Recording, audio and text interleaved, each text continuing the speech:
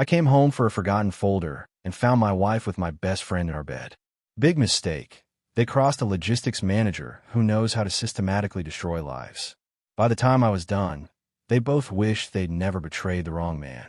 This is how I turned their betrayal into their complete downfall. My name is Nelson Whitman. I'm 46 years old, and until 3 months ago, I thought I had it all figured out.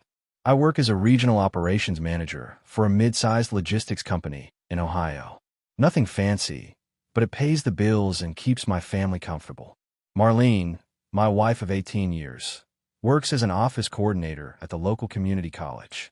We've got 2 kids, Otis, who's 16 and thinks he knows everything, and Haley, 14 and still daddy's little girl, at least most days. I was supposed to be halfway to Cleveland that Tuesday afternoon, heading out for a 3-day regional conference. The kind of boring corporate retreat where they talk about synergy and paradigm shifts while serving stale coffee and rubber chicken. But there I was, pulling into my own driveway at 2:30 in the afternoon because I'd forgotten the presentation folder that had taken me 2 weeks to put together. As I turned onto Maple Street, slowing down to approach our house, one thought kept nagging at me. Did I leave that folder on my desk or in the briefcase? Then I saw it. Marlene's silver Honda Accord sitting in our driveway, like it belonged there. Which it did, technically, except she was supposed to be at work. I called her barely an hour ago, and she'd sworn up and down that she was stuck in back-to-back meetings with the dean's office. My heart did something weird. Not racing, just stopping. Like it was waiting to see what my brain would make of this puzzle. I killed the engine and sat there for a moment, staring at our 2-story colonial house. The same house we'd bought when Otis was 2, the one we'd painted yellow because Marlene said it reminded her of sunshine. The front door was slightly ajar, which was strange because Marlene was obsessive about keeping it locked, especially during the day. That's when the cold feeling started creeping up my spine. Not the kind of cold you get from weather, but the kind that comes from somewhere deep inside when your instincts start screaming that something's wrong. I stepped out of my truck, moving quietly without really knowing why. Something told me I needed to be careful here. The afternoon was still, almost too quiet. Even the neighbor's dog wasn't barking, which was unusual for Rex. I walked up our brick pathway, past Marlene's prized rose bushes, and hesitated at the front steps. The smart thing would have been to call out, announce myself, maybe even honk the horn before getting out of the truck. But something held me back. I pushed the door open slowly. The air inside felt different, heavier somehow, like the atmosphere had changed. There was a scent I couldn't quite identify, something that didn't belong in my house. It was clean but artificial, like expensive cologne mixed with something warmer. More human. And then I heard it. A man's voice from upstairs, low and familiar in a way that made my stomach drop. Followed by Marlene's laugh. Not her regular laugh, but the one she used when she was being playful, almost flirtatious. The same laugh she'd used with me back when we were dating, back when everything was new and exciting. My body started moving before my brain caught up. I climbed the stairs to our 2nd floor, each step feeling like it took forever. The voices got clearer as I moved up. Marlene's giggle, the kind she used to make when we were newlyweds and she thought I was being charming. And his voice, deep and confident, like he owned the place. The hallway seemed longer than usual as I made my way to her bedroom.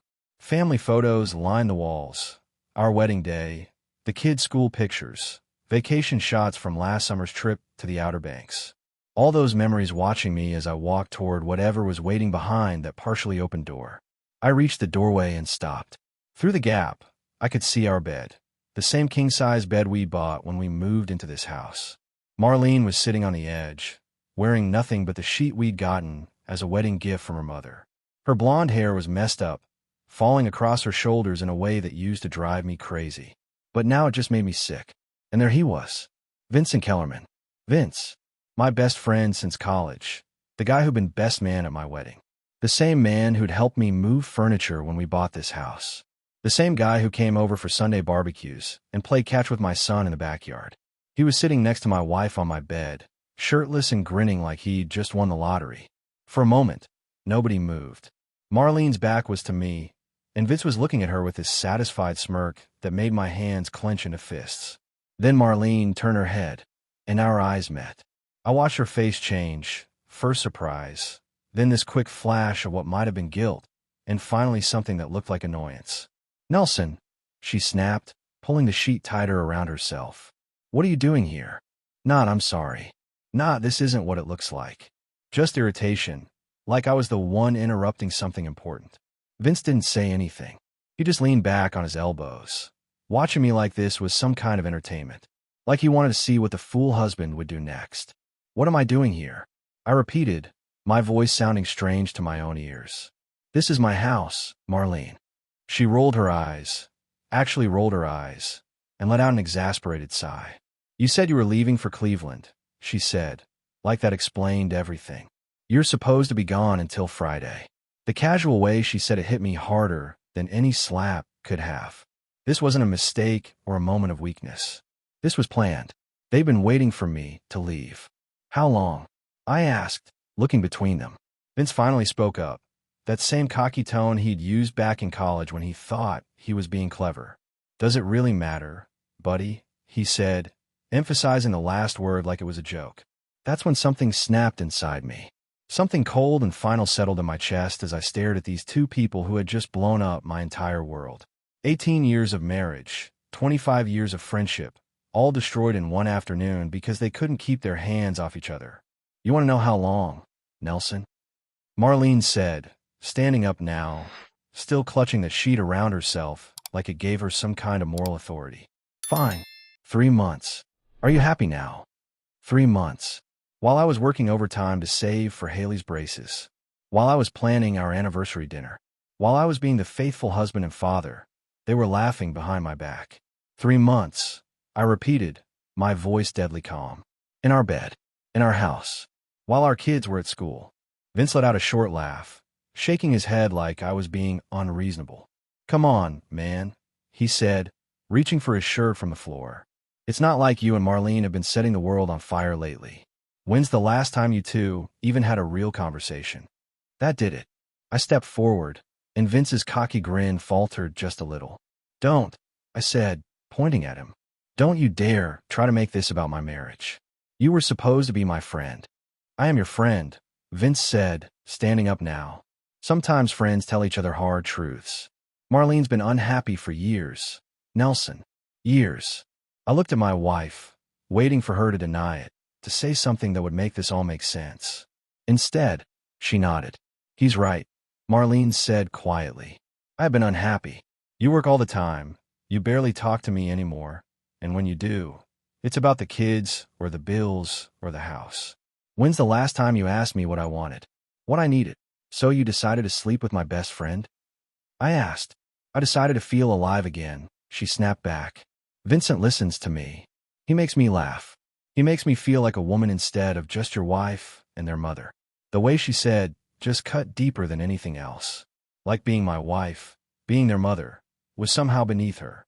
I turned to Vince, who was buttoning his shirt with hands that weren't quite steady. "Get out," I said. "Nelson, let's just get out of my house. Now." Vince looked at Marlene, like he was waiting for her to say something.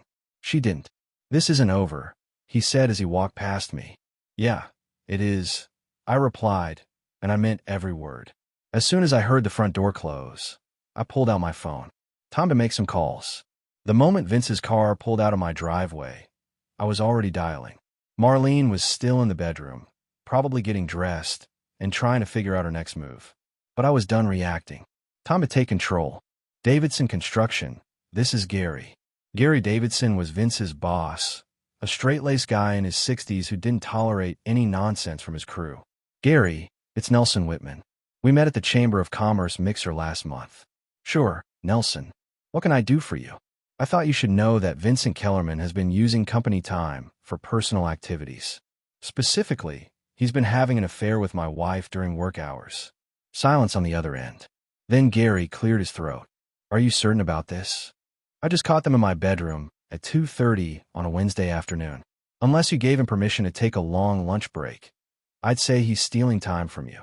"I appreciate you letting me know," Gary said, his voice tight.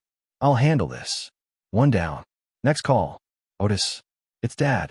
Listen, son, I need you to pick up Haley from school today and take her over to Grandma's house. Tell Mom I said to expect you both for dinner. Dad, is everything okay? My 16-year-old sounded worried. Everything's going to be fine, son. I just need to handle some adult business with your mother. Can you do that for me? Yeah, sure. Should I tell Grandma anything? Just tell her I'll call her later tonight. After I hung up, I could hear Marlene moving around upstairs. Time for the next phase.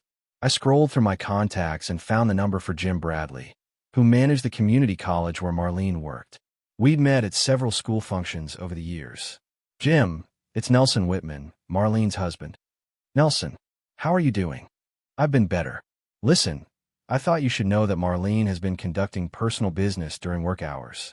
She told me she was in meetings with your office this afternoon, but she was actually at home with another man. Another long pause. I see. Thank you for bringing this to my attention, Nelson. I'll look into it. I figured you want to know.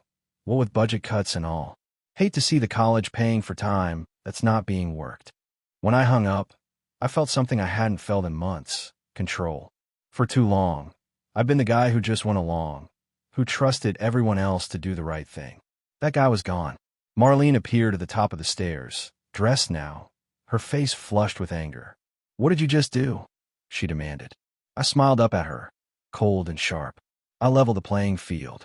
The beauty of working in logistics for 15 years is that you learn how information flows, how to track things, and most importantly, how to build networks. By the time Marlene came downstairs, I was already 3 moves ahead. Nelson, we need to talk, she said, standing in the doorway of my home office. She put on her work clothes, probably thinking she could salvage something from this disaster. I'm listening, I said, not looking up from my computer. What you saw upstairs, it's not what you think. Marlene, I interrupted, finally meeting her eyes. I saw you in our bed with Vincent. There's nothing to think about. It's exactly what it looked like. She sat down across from my desk, trying to look composed, but I could see the cracks in her facade. Fine. Yes, Vincent and I have been involved. But Nelson, our marriage has been dead for years. We're like roommates who happen to share kids. So you decided to cheat instead of talking to me about it. When would I talk to you? She shot back. You're always at work or thinking about work. Even when you're home, you're not really here. Maybe she had a point. Maybe I had been distracted. But that didn't excuse what she'd done. You know what, Marlene? You're right. I have been working a lot, trying to provide for this family, save for the kids' college funds, pay off the mortgage early, so we could retire comfortably. Silly me. Her face flushed. That's not fair. Neither is sleeping with my best friend. My phone buzzed. Text message from an unknown number, but I recognized the writing style immediately. It was from Janet Walsh, Marlene's supervisor at the college. Nelson, this is Janet Walsh from Community College. Can you call me when you get a chance? It's about Marlene's employment situation. I showed Marlene the text. The color drained from her face. You didn't, she whispered. I told them the truth. That you've been using work hours for personal activities. You bastard, she hissed, standing up so fast her chair rolled backward. You're trying to destroy my life. No, Marlene. You already did that yourself. I'm just making sure there are consequences. She stormed toward the door, then turned back. The kids will hate you for this, she said. The kids will understand that actions have consequences. Something you apparently never learned.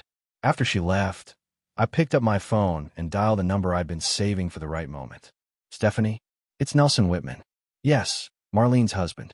I think it's time we had that conversation you mentioned about Vincent's behavior at the community center meetings. Stephanie Carson ran the local PDA and had made some interesting comments about Vincent at our last neighborhood barbecue. Comments about how he'd been overly friendly with several married women. I dismissed it at the time.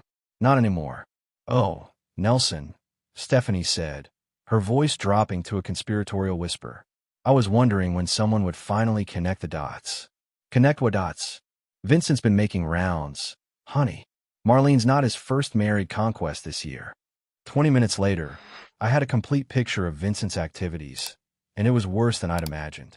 According to Stephanie, he'd been working his way through the local social circles like a predator with a hunting license.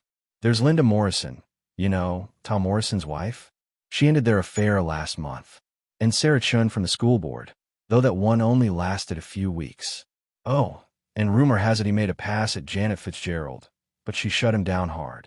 How many people know about this? I asked. More than you'd think. Vincent's not as smooth as he believes he is. We've been watching this train wreck for months, waiting for someone to do something about it. Well, someone's about to. I hung up and immediately started making calls. First to Tom Morrison. Tom, it's Nelson Whitman. I need to ask you something, and I need you to be straight with me. Has Vincent Kellerman been bothering your wife? Silence. Then a heavy sigh. Yeah. Linda told me about it last month. She said he came on to her at the grocery store, of all places. Made some comment about her being too good for me. What did you do about it? Linda asked me not to make a scene. Said she could handle it herself. But Nelson, if he's been messing with Marlene too. He has. For 3 months. Son of a bitch. What do you need from me? Just spread the word. Let people know what kind of man Vincent really is. Next call was to Janet Fitzgerald, who confirmed Stephanie's story about Vincent's failed attempt to seduce her. He cornered me after the city council meeting last month, Janet said. Told me I was wasted on my husband, that he could show me what a real man was like. I told him exactly where he could shove his advances. Would you be willing to talk to other people about this? Honey, I've been talking. Most of the women in this town know to stay away from Vincent Kellerman. It's the men who've been slow to catch on. By 6 o'clock, my phone was buzzing constantly. Word was spreading through our social circle like wildfire. Vincent's reputation was getting torched, and Marlene's right along with it. The front door opened, and I heard Otis's voice calling out, Dad, Grandma sent us home. She said you called and told her we needed to come back. I walked out to meet my kids. Otis looked confused, and Haley seemed nervous. Hey guys, how was Grandma's? Dad, what's going on? Otis asked. Grandma was acting weird, and Mom's car is here, but she's not answering when we call for her. I took a deep breath. Time to be the father they needed. Sit down, both of you. We need to have a serious conversation about some changes that are going to happen in our family. This was the part I've been dreading. But they deserve the truth, or at least a version of it they could handle. Your mother and I are going to be getting divorced, I said simply. Haley's eyes immediately filled with tears. Otis just stared at me. Why? Haley whispered. Because sometimes adults make choices that hurt the people they're supposed to love, I said, sitting down between them on the couch. And when that happens, the family has to change.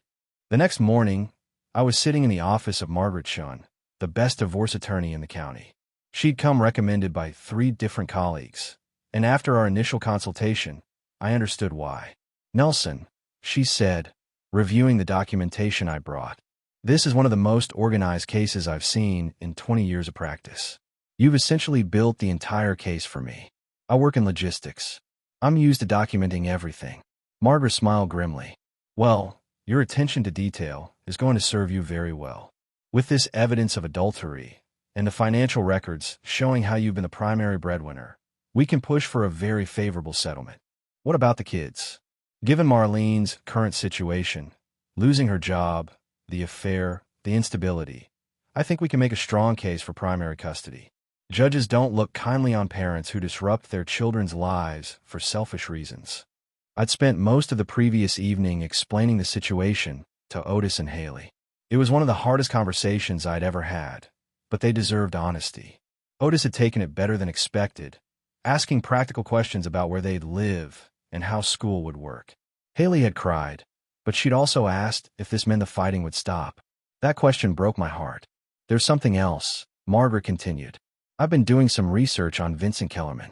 Did you know he's been through 2 previous divorces, both citing adultery? No, I didn't. Well, his pattern is becoming quite clear. And that could be useful if Marlene tries to claim this was true love rather than just another fling. My phone buzzed. Text from an unknown number. Mr. Whitman, this is Sandra Kellerman, Vincent's ex-wife. I heard about your situation. We should talk. I showed Margaret the message. Interesting, she said. Sandra Kellerman was one of my clients 3 years ago. Very thorough woman. If she wants to talk, I'd listen. 2 hours later, I was sitting across from Sandra Kellerman in a quiet restaurant downtown.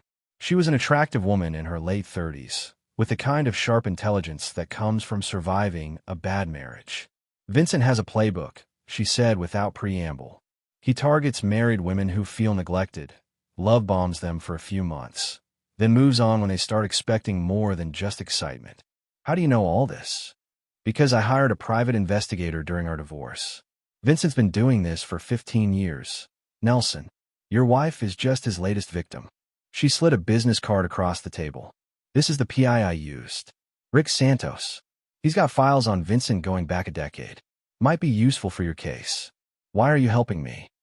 Sandra's expression hardened. Because Vincent destroyed my marriage, took half my assets, and then did the same thing to Linda Morrison 6 months later.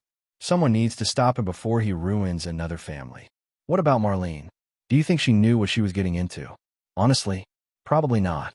Vincent's very good at making women feel special, like they're the exception to his pattern. But that doesn't excuse her choices. That evening, I picked up the kids from my mother's house. She'd been watching them while I handled legal business, and I could tell she had questions. Dad, Otis said as we drove home, are you going to be okay? I mean, financially and everything. We're going to be fine, son. Better than fine, actually. What about Mom? That was a harder question. Your mother made some choices that have consequences. She's going to have to figure out how to deal with them. Will we still see her? Of course. She's still your mother, and nothing changes that. But things are going to be different for a while. When we got home, Marlene's car was in the driveway. Time for another confrontation. Marlene was waiting in the living room when we walked in. She'd been crying, and her makeup was smudged. For a moment, I almost felt sorry for her. Almost. Kids, go upstairs and start your homework, I said. Dad, can we? Haley started. Upstairs. Now. After they left, Marlene stood up, wrapping her arms around herself like she was cold. Nelson, we need to talk about this rationally, she said. I'm listening. I lost my job today. Janet called me into her office and said they were terminating my employment effective immediately. They said it was due to misuse of resources and time theft. I didn't respond, just waited. I know you're angry, but destroying my career isn't going to fix our marriage. Our marriage is already destroyed, Marlene. You took care of that 3 months ago. So what? You're just going to throw away 18 years because of one mistake. One mistake. I sat down across from her. Marlene, I've spent the last 2 days learning about Vincent's history. Did you know you're the 7th married woman he's seduced in the past 2 years? Her face went pale. That's not true. I have documentation. Photos, credit card records, testimony from his ex-wives. You weren't special, Marlene. You were just convenient. She was quiet for a long moment, and I could see her processing this information. Even if that's true, she said finally, it doesn't change the fact that our marriage was already in trouble. Vincent didn't create problems that weren't already there. You're right. Our marriage did have problems. But instead of talking to me about them, instead of suggesting counseling or making an effort to fix things, you decided to cheat. That's the choice you made. What do you want from me, Nelson? You want me to beg? Fine. I'm sorry. I made a terrible mistake, and I'm willing to do whatever it takes to fix this. I studied her face, looking for any sign of genuine remorse. All I saw was desperation. Where's Vincent now? I asked. What do you mean? I mean, when the going got tough, where did your soulmate go? Is he here helping you through this crisis? Is he offering to support you while you look for a new job? Marlene's silence was answer enough. He dumped you, didn't he? As soon as things got complicated, Vincent Kellerman moved on to his next victim. Tears started flowing down her cheeks, but she nodded. That's what I thought, I said, standing up. Marlene, I filed for divorce. My attorney will be in touch with yours. I'm seeking primary custody of the kids and an equitable division of assets. You can't take my children away from me. I'm not taking them away. I'm providing them with stability. Something you obviously can't do right now.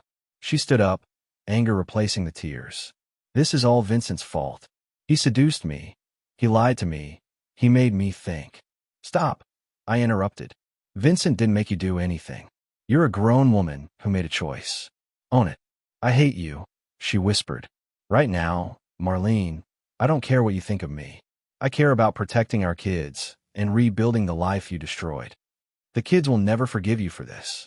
The kids will understand that I fought for our family while you threw it away for a few months of excitement with a serial cheater.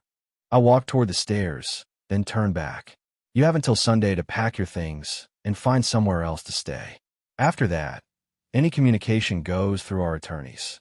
As I climbed the stairs to check on Otis and Haley, I heard Marlene crying in the living room. But for the first time in months, I felt like I could breathe again.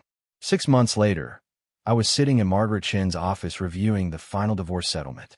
It had been a long road, but worth every sleepless night. "Nelson, this is about as complete a victory as I've ever seen," Margaret said, sliding the papers across her desk.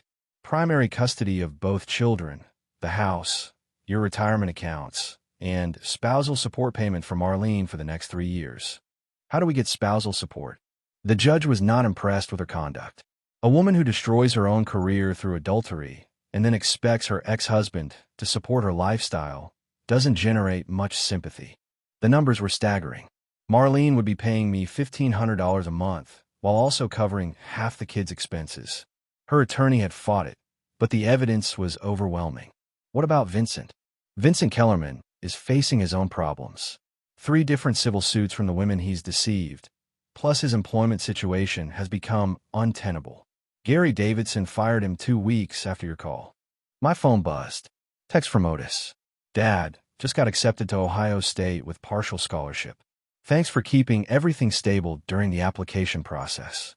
I showed Margaret the message. She smiled. "That's what this was really about, wasn't it?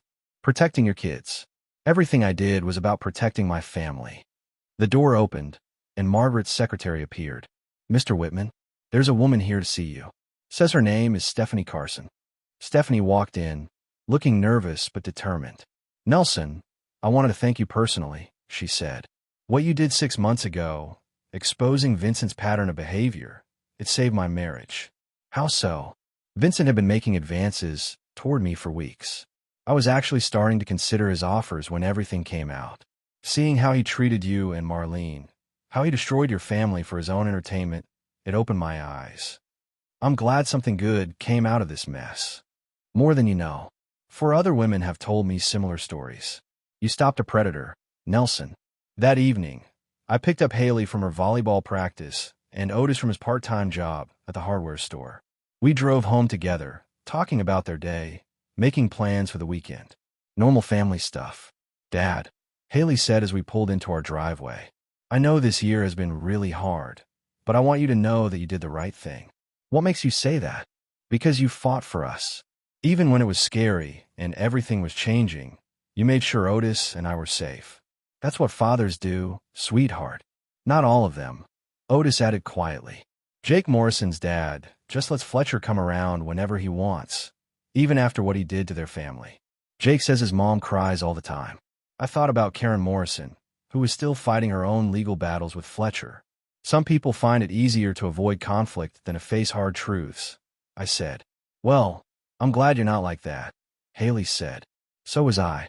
1 year after the worst day of my life, I was standing in my backyard watching Otis graduate from high school. The yard was full of family and friends, including several people who'd become closer allies than I'd ever expected. Sandra Kellerman was there with her new boyfriend, a decent guy who appreciated what he had. Tom Morrison had brought his family, minus Fletcher, who was apparently living 3 states away after losing everything in the civil suits. "Nelson," Sandra said, approaching with a glass of lemonade. "I heard Otis got a full scholarship to Ohio State. Engineering program. Kid's got a good head on his shoulders. Takes after his father." Margaret should appear at my elbow, smiling broadly. "Nelson, I have news. Vincent's latest legal troubles just got worse. Apparently, he's been charged with fraud in connection with some construction contracts. How does someone go from adultery to fraud? Desperation makes people stupid. He's been falsifying invoices and skimming money from job sites. His new employer caught him and pressed charges." I shook my head. Some people never learned. "What about Marlene?" "She's managed to find work as a part-time secretary. Still paying spousal support on time, I'm told. The kids had maintained a relationship with their mother, but it was different now. Supervised visits at first, then gradually more freedom as she proved she could be stable. She'd apologized to them multiple times, but the damage to their trust would take years to repair. "Dad," Haley called out from across the yard. "Come take a picture with Otis." I walked over to where my son stood in his cap and gown, tall and confident, ready to take on the world. "You proud of me, Dad?" he asked with a grin. "Every single day, son." As we posed for photos, I thought about the man I'd been a year ago. The guy who trusted too easily, who assumed the best in people, who thought loyalty was a two-way street. That man was gone, replaced by someone harder but wiser. Mr. Whitman. A young woman approached hesitantly. I'm Jessica, Otis's girlfriend. I just wanted to say thank you. For what? For showing Otis what a real man looks like. How a father should protect his family. My dad walked out when things got tough, but you fought for your kids. Otis talks about that all the time. Later that evening, after everyone had gone home, I sat on my back deck with a beer, watching the sunset. My phone rang. Unknown number. Is this Nelson Whitman? Speaking. This is David Martinez. My wife Lisa has been having an affair with a man named Vincent Kellerman. I found your name in some research I've been doing, and I wondered if we could talk. I smiled grimly. Vincent was still at it, apparently. Mr. Martinez, I think we should definitely talk. How about we meet for coffee tomorrow morning? Some people never learned. But others, like me, learned everything they needed to know about protecting what mattered most.